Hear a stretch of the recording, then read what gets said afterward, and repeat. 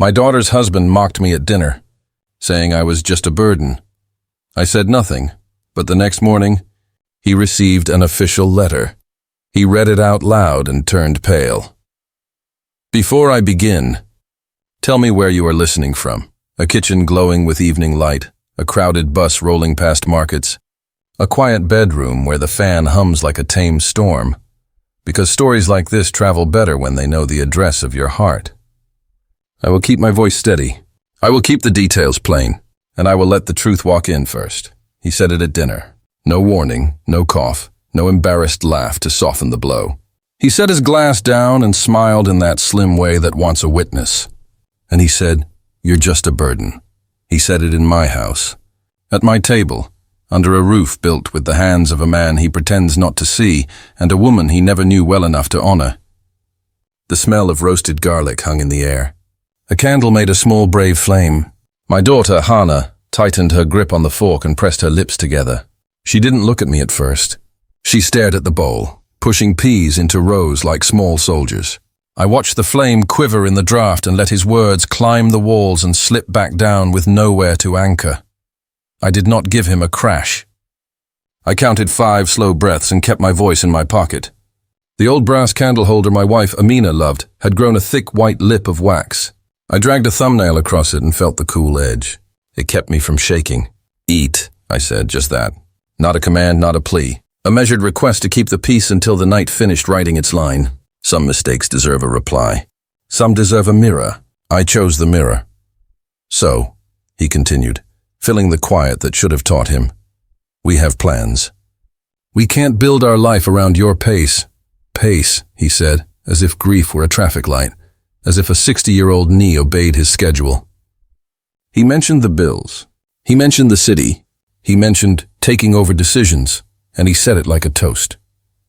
Hannah kept her eyes down, the old peacemaker reflex I regret planting in her when she was small. I taught her to make room. I should also have taught her to keep the door. The house holds memory the way a shawl holds perfume. I could smell the morning Amina and I argued kindly about buying this place. "Too big," she said. "For the years we haven't seen yet," I promised.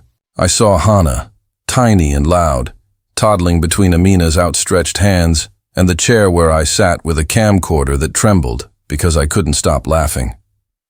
I saw Amina, blue shawl around her shoulders, cutting bread with the even patience of a person who believes meals are ceremonies. "Family is not a ledger," she would say, tapping the knife on the board. "We carry one another, and that is the profit." I could have thrown those memories at him. I could have slapped the table with them like winning cards. Instead, I finished my water and watched him watch me. He believed my silence was surrender. Men like him confuse quiet with defeat because they have never seen a tide turn without thunder. He kept talking. He piled little stones of disrespect until he felt taller. When he suggested, lightly, joking, not joking, that I consider moving somewhere simpler, Hannah's fork clinked against the plate. She said, "Enough," very softly, the way a person tries to stop a glass sliding off a table without making the fall worse. He didn't hear her. People who talk only to hear their own echoes are deaf to the word enough. After dinner, they went upstairs. I stayed. I scraped the wax lip smooth with the tip of a butter knife, a slow, careful surgery that steadied my breath. The room smelled of rosemary and heat. The windows wore the gray fog of a long day. I opened the drawer in the study and took out the dented tin where true things sleep, keys, a small flash drive, an envelope with a red wax seal Amina had insisted on because she believed important promises should be felt with the thumb. I ran my thumb across the seal until the thudding in my chest softened to a reasonable drum. We made the trust after Amina's first hospital winter, when the future sounded like a thin hallway. We sat with an attorney who spoke in careful steps, and we asked him to translate the maze into a straight path. We placed the house, the adjacent lot, and my shares in Al-Noor Fabrications into the Amina Trust. I would be the lifetime beneficiary, responsible and protected. After me, the assets would feed scholarships for girls who study like the world depends on them, because it does. We signed, then we cooked soup and sat shoulder to shoulder at this same table while the steam fogged the window. Years passed. Grief came. I reviewed the papers, firmed the language, set the key where my hand would remember it, even when my mind wanted to forget. I did not sleep. Some nights are bridges you cross with eyes open. I brewed tea and listened to the kettle hum like a small, brave engine. I walked the halls, touching doorframes. I said names, Amina, Hana, and let the old wood echo them back to me. Before dawn, I set the envelope down by the door where the postman prefers to leave the mail. Paper is the only language some men respect. Paper would speak to him in a tone he could hear. He came downstairs first, yawning like a man who wants the room to know his lungs are expensive. He scrolled his phone with a thumb that moves faster than thought. He sniffed at the toast, took some anyway, and then spotted the envelope. "What's this?" He grinned. He tore it open with showy ease and read the first line aloud, strong like always. The second line slowed him. The third line broke his sound into smaller pieces. He swallowed and started again. The words balled up. Hannah came into the kitchen, hair tied, eyes curious, and he thrust the paper at her as if the page had bitten him. Her voice was steady at first, then steadier. Notice of revocation of any informal authority claimed by parties not named on the deed. Confirmation of transfer of the primary residence, adjacent lot, and controlling shares in Al Noor Fabrications into the Amina Trust. Lifetime beneficial interest reserved to my name. Remainder to the Amina Scholarship Fund. She stopped, pressed her lips, and kept going through the notary stamp, the schedule of assets, the clauses that close every familiar trap. When she finished, the room was larger and quieter, like a theater where the curtain has finally learned its job. His face had traveled from red to gray. He tried for a laugh, caught a cough instead. "This is ridiculous," he said, but the sentence had no legs. "We've been paying—" He stopped there, hearing himself.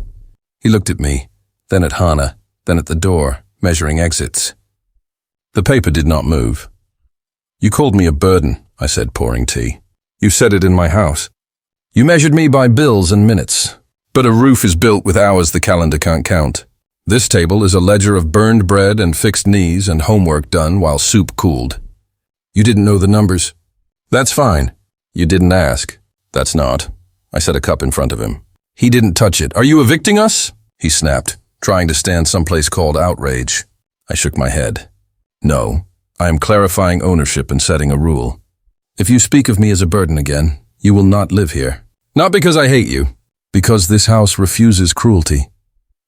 Hannah's eyes shone, and for the first time in months she looked at me with the plain trust of someone who expects to be carried and is not ashamed of it. "Baba," she whispered, "I'm sorry." I put a hand over hers and squeezed once. There are apologies you accept aloud and apologies you pocket for later, like a warm stone for a cold walk. I pocketed it. He said he needed space. I offered him the day. He said I was making drama. I said I was being exact. He left to call people whose voices might give his confidence a fresh battery. The door shut with a new honesty. The house exhaled. We washed plates. We dried. "Why didn't you tell me?" Hannah asked. Not angry, curious, like a student who finally sees the shape of a problem and wants the proof. "Because your mother wanted the trust to be a quiet guard dog, not a parade. Because I didn't want you to learn dependence by accident. Because I hoped he would show you his face without me pointing." She leaned on my shoulder the way she did at 7 when the wind scared her. We stood like that while the kettle cooled. He returned in the afternoon with borrowed bravado that did not survive the hallway. "We'll stay with my cousin for a bit," he said, eyes skipping off mine. He asked about picking up clothes. I said, "Call first so I can be here." He nodded. Learning happens fast when paper closes the lesson. He left with 2 bags and a look that tried to rewrite the morning and failed. The house settled on its foundations like a ship finding calm water. Peace does not arrive with trumpets. It comes like shy sunlight through a dirty window. The next days were not dramatic. There were calls with the attorney to confirm language. There were texts from neighbors who know how to ask if you need bread without asking for gossip. There were quiet dinners where Hannah told me about patience who taught her patience, an old man who always leaves an orange on the counter, a teenager who comes in for headaches and stays to talk about poems. We scrubbed the stove. We oiled the pantry hinge that had complained long enough to be mistaken for the house breathing. We turned the basil pot in the window so it grew straight toward a fairer kind of light. We wrote the scholarship announcement in words our 12-year-old selves would understand. Money for fees and books, a monthly check-in, a kitchen where the tea is always on. We printed copies for the community center and her old school. The replies arrived folded like small birds. One girl wrote about fixing radios with her father in a shed that smelled like summer. Another wrote about numbers as the only place that never lied to her. Another wrote about a nurse who braided her hair when fear made her small. We read their words at this same table and felt the house take a deeper breath. He asked to meet, weeks later, in a cafe with concrete floors that made every cup loud. He wore a shirt that pretended at ease and a watch that tried to explain him. He apologized with sentences that sounded practiced. He spoke of stress, money, speed. He used the word pressure as if it excused sharpness. I listened. Then I told him what changes forgiveness into something real. Apologies that change behavior are keys. Apologies that ask me to pretend a knife was a spoon are noise. I told him the house will not shrink to fit a man's excuses. He nodded. Time will verify what nods cannot. Hannah changed in ways that look small in photographs and enormous in rooms. She stopped explaining his moods like weather reports. She started laughing with both shoulders. She brought home basil in a clay pot and set it in the kitchen window. Every morning she waters it. Every evening she turns it so it grows straight. She asked if we could invite the girls from the tutoring program for Friday dinners once a month, the way Mama used to open the door. We did. Those nights the house sounds like hope. Forks clink, chairs scrape close, someone reads a paragraph aloud, someone else hums a song that doesn't need all its words to be understood. Not every hour is easy. Some nights I wake with the word burden knocking at my ribs like a thief who can't believe the locks hold. When that happens, I walk the halls and touch the places that remember us. The notch on the doorframe where we marked Hannah's height. The paint dot on the window from the year we redid the trim. The dent in the dented tin where the envelope slept. The candle holder with a lip now smooth under my thumb. I whisper the names of our rooms as if they were people. Kitchen, study, doorway, garden. And by the time I have named them, the thief is bored and the house is calm. The first scholarship recipient came with her mother on a windy morning. She wore a yellow scarf and a smile like an open door. She touched the table with the careful attention of a carpenter. She said thank you too many times, and I told her to spend fewer words on thanks and more on work. She laughed. We told her about Amina's recipe card scavenger hunts for learning new words. Her mother cried quietly. We pretended not to notice. They left with a folder, a promise, and a box of cookies, because our house refuses to let hope leave hungry. Do you regret not shouting? A friend asked me later, on a bench by the lake that smells of pine when the wind is right. I thought about it. Shouting feels like action in a loud world, but my calm that night was not fear. It was a map. It led me to morning. It let paper speak in a voice he could hear. Fire has a place, so does water. Builders will tell you, foundations are set with water. He returned one afternoon with a cousin to gather the rest of his things. I set the time. I was present. He moved through the house with the cautious hands of a man who finally understands that rooms have memories and memories have rules. He said little. He left the key on the table without being asked. He looked at the chair by the window and then away. At the door he paused, perhaps collecting a word he couldn't carry. Then he was gone. The house stood taller, repairs continued, the small ones that make a home honest. I tightened the banister I had sanded the winter Hannah lost her fear of stairs. I fixed the slow drip in the bathroom that had marked too many nights. I planted mint where Amina once laughed, "If we plant mint, we will be mint for life." And she was right. I let the garden teach me again that heaviness is not the enemy. Fruit is heavy before it feeds you. One evening, after the dishes and the sweep and the turning of the basil pot, Hannah asked me to tell her the whole story of the trust from the beginning. We sat at the table and I told her everything. How Amina and I decided, the language we did not understand at first, the cost, the signatures, the relief, the soup after. "Did you ever feel cruel keeping it quiet?" she asked. I shook my head. "I felt faithful," I said. "Faithful to your mother's belief that our love should feed the future without making anyone at this table feel small." There. Are emails sometimes weakly edged? Messages from relatives who prefer to haunt the edges of other people's choices. They use phrases like family, duty, and tradition, as if those words are ropes to tie around the ankles of the living. I answer them with 2 sentences every time. Please speak with respect. All matters are settled in writing. Silence, after that, is a gift. Sundays I take the shawl to the lake and sit on the bench where Amina liked to toss crumbs to greedy birds. I say her name into the wind and report the week. I tell her about the girls' plans and the basil and the repaired hinge and the way Hannah laughed at a joke that wasn't even good, because freedom makes ordinary jokes funnier. I tell her the trust did its quiet work. I tell her the house remembers us. I tell her that when he read the letter, his face drained like a sky before rain, and I felt not triumph, but a closing, like a book finding its last page. If you are still with me now, if you are in your kitchen or on your bus or in your bed with the phone almost slipping from your hand, know this. You are not the summary of someone else's impatience. You are not their bill, their calendar, their pace. You are a person who is carried and being carried. If someone calls you a burden, do not rush to prove your lightness. Prove your roots. Prove your history. Prove your right to stand in your own doorway and say, in a voice without tremble, this house refuses cruelty. And if the house is not yet yours, build one, out of paper and patience and people who show up when the kettle sings. In the end, the story is simple. A man mistook quiet for emptiness and found paper waiting. A daughter saw with both eyes. A house kept its memory. A promise kept feeding. I set the candle holder back on the table and ran a thumb over the lip now smooth. And I thought, even the mark of a bad night can be shaped into something you can touch without bleeding. Then I washed the cups, turned the basil, checked the lock, and let the house sleep. On a midweek afternoon, I walked to the market for onions and came home with more than onions. Markets are classrooms for the patient. The woman who sells herbs tucked extra coriander into the bag and said, for Amina, because names stay alive when they are spoken over fresh leaves. The old cobbler waved from his stool and told me my shoes still had many roads in them if I was willing to listen to their creaks.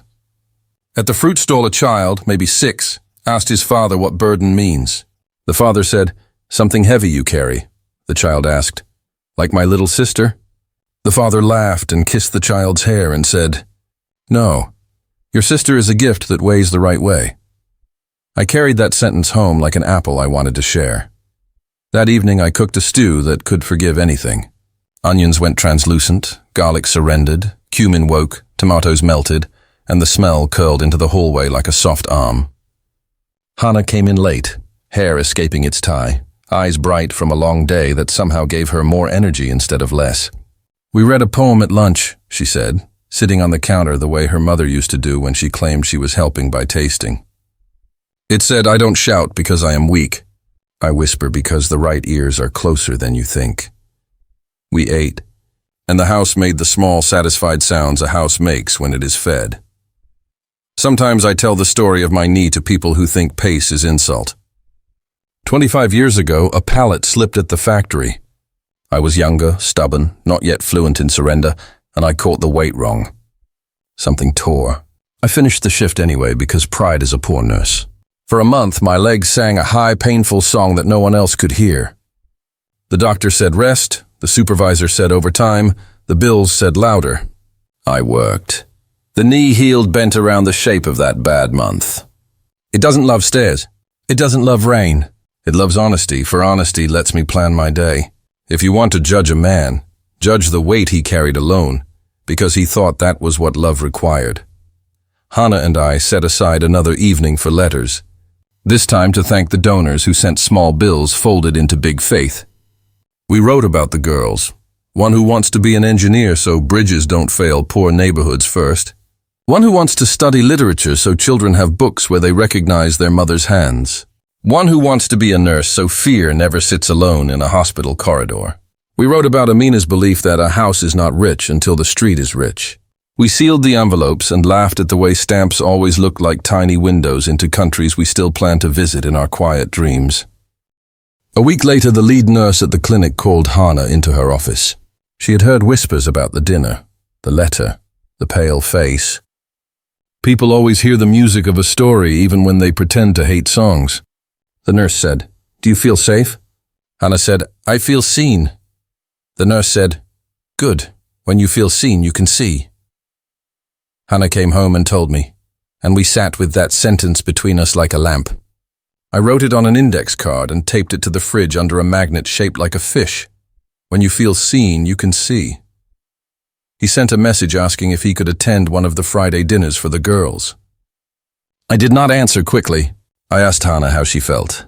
She said, "I don't want the room to become smaller to make space for his apologies." I said, "Then the answer is no for now," and wrote him a line. "This space is for healing, not performance." He replied with a curt, "Understood." Later, perhaps in another season, the door may open again. Houses do not have to become prisons to be safe, but safety comes first. The second scholarship meeting bloomed in the kitchen like a small holiday. Laughter dived and rose. Forks chimed. Someone read a paragraph they had written about the river that splits our side of the city from the other. How bridges are not just steel, but decisions. One girl asked me what Amina was like when she was angry. I smiled into my cup and said, "She organized things." They laughed. I told them about the time our landlord tried to raise the rent by 1/3 in a single month, and Amina gathered tenants like rain gathers in a barrel. They wrote letters, met the council, found a lawyer, brought the cameras. The increase shrank to something fair. That's what her anger did, I said. It built a list, then built a door. On quieter days, I tend the garden.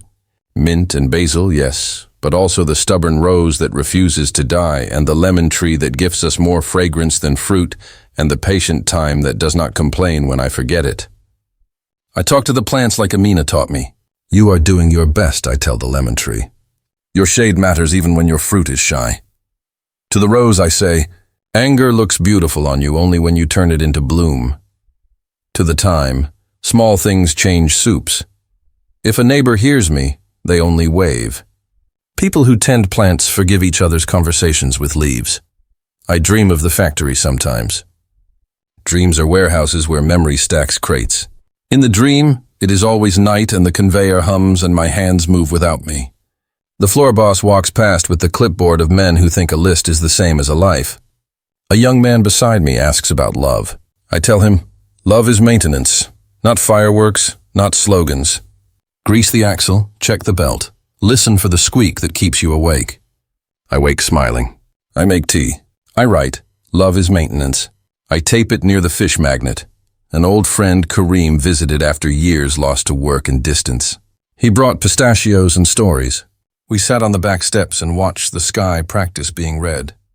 He asked for the whole tale. I gave it to him unadorned. He shook his head slowly. You used to shout, he said, grinning. You used to throw words like shoes, I nodded. I learned repair beats spectacle, I said. Also, my aim is worse. We laughed until the neighbor's cat complained and the first star said it was time to lower our voices. A letter came from the attorney confirming the finalities only attorneys can confirm. The language was dry enough to crack, but woven within it was the real message. The house is safe, the trust is clean, the scholarship is fed. I filed the letter in the folder and, for the first time since everything, I slept an entire night without waking at the word burden. Morning felt like an apology accepted by the sky. Not all scenes are kitchen and garden. One afternoon I went to the city office to renew something the city claims expires. I waited on a hard chair with 100 other lives. A man 2 seats down was scolding his son for fidgeting. The boy looked at the posters on the wall and asked who makes rules. The father said, people. The child said, which people? And the father, without thinking, said, the ones who show up. The boy nodded, satisfied. I wrote it down, the ones who show up. I thought about Amina's faith in forms and meetings and signatures, a patient army that moves the world an inch at a time. He wrote again, months later, a quieter message. He said he was in counseling. He said he had learned that speed is not virtue. He asked if he might bring Hannah a box of her books he had held onto without thinking. I said yes, and I was home when he came. He stood on the porch and did not step over the threshold until I said he could. He handed over the box. He said, I am sorry, and I believe the shape of it more than the words. Not all change is victory. Some is simply the absence of harm, and that is a start. When the first scholarship girl sent a photograph of her standing under a university arch, my hands shook. She wore the yellow scarf, and behind her the arch looked like a doorway Amina herself had cut into the sky. The message read, "For Amina, with love."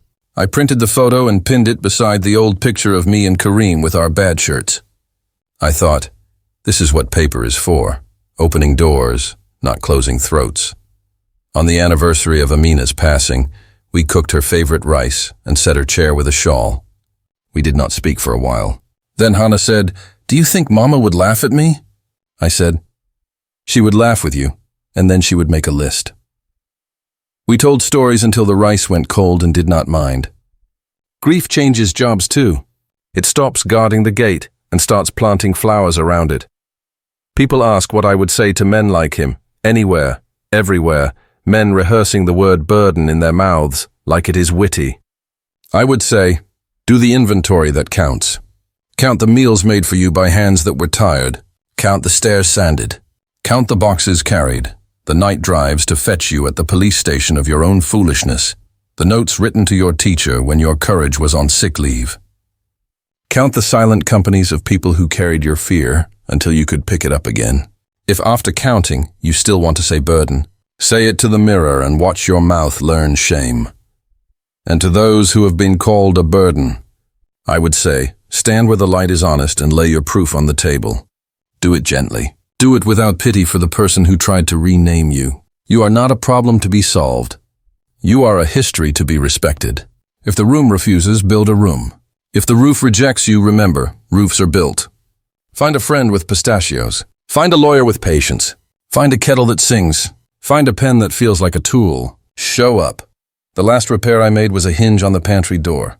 It had been complaining for months and I had tuned it out. I took it off, cleaned it, greased it, set it back. When I opened the door, the silence sounded like a lesson. Small noises become big rules if you ignore them.